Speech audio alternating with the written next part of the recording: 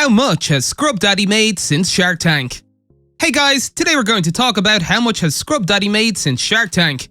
Let's get right into it. Aaron Krause entered the tank with his smiley face scrubbing sponge in an attempt to win over the sharks. Not only that, but he also won over a large portion of America at the same time. But where did it all start? Did Lori and Damon really get into a fight during the negotiations? And what has Scrub Daddy been up to since his Shark Tank appearance? Scrub Daddy invented the versatile smiley face sponge that is now known as the original Scrub Daddy. It appeared on Shark Tank during season 7 and quickly became the most successful product to appear on the show. Ordinary kitchen sponges are made of polyester, polyurethane, and cellulose, but Scrub Daddies use a proprietary formula. Scrub Daddy's founder created a polymer foam called Flex Texture, which is unique to Scrub Daddy and only available from them.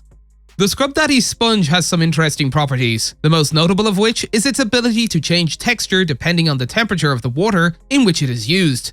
The sponge becomes hard for tough stains when washed in cold water, but soft for standard dishwashing when washed in warm water.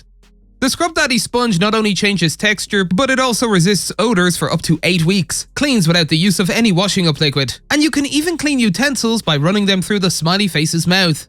Scrub Daddy is safe to use on over 20 different surfaces, and to sanitize your sponge, simply place it on the top rack of your dishwasher or microwave it for 1 minute in water.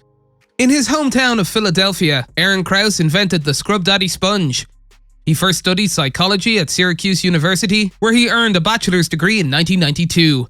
Aaron went on to launch his first company after graduating from university, where he spent the next 16 years of his life working. But Aaron Krause's story really began when he started a second business and spent his days doing paperwork and repairing machinery. As you can imagine, repairing machines is filthy work, and his hands were difficult to clean afterwards. So Aaron used his experience making urethane foam polishing pads to embark on a quest to create a more comfortable way to clean. He designed and patented a polymer foam scrubber before selling it to body shops. Unfortunately, others didn't like the design and thought it was unnecessary, so Aaron abandoned the idea.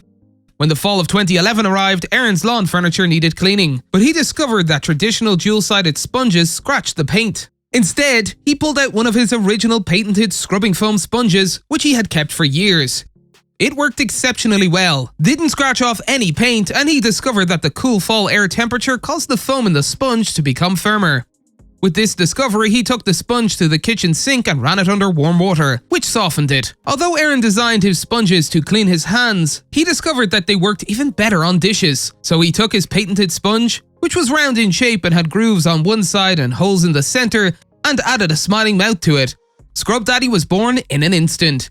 Aaron was selling his patented sponges in 5 supermarkets throughout Philadelphia, as well as on his website, prior to Scrub Daddy's appearance on Shark Tank. He stated that he had been invited to appear on QVC 3 times in 3 months, each time with QVC ordering 30% more products. Aaron's marketing was responsible for his appearances on QVC as his product was published in the Philadelphia Inquirer, which drew the attention of QVC. Aaron Krause sold $100,000 worth of product in 4 months after appearing on the show. Aaron struck a deal with Lori Greiner for $200,000 in exchange for a 20% stake in the Scrub Daddy company after an intense and shocking bidding war. He had originally entered the tank in search of $100,000 in exchange for a 10% stake in his company. However, Aaron received far more than he asked for, assisting him and Scrub Daddy in becoming one of the most successful companies to ever enter the tank. During his pitch, Aaron discussed his desire to expand and open his own manufacturing plant in order to increase the production of his product. The Sharks were so impressed with the product that they began competing for a stake in what would become one of Shark Tank's most successful businesses. Scrub Daddy's total revenue surpassed $100 million in January 2017, the highest of any Shark Tank product. Since the pitch, the company has moved 10 million units for total sales of more than $50 million by February 2020. According to the company's business statistics, it is now worth $209 million, up from $1 million when it began. According to Greiner, Scrub Daddy has made $75 million in revenue over the last 3 years. In the future, the company intends to manufacture and market additional products such as screen cleaners. They are also working to have their products available in every major US retailer and even to go global.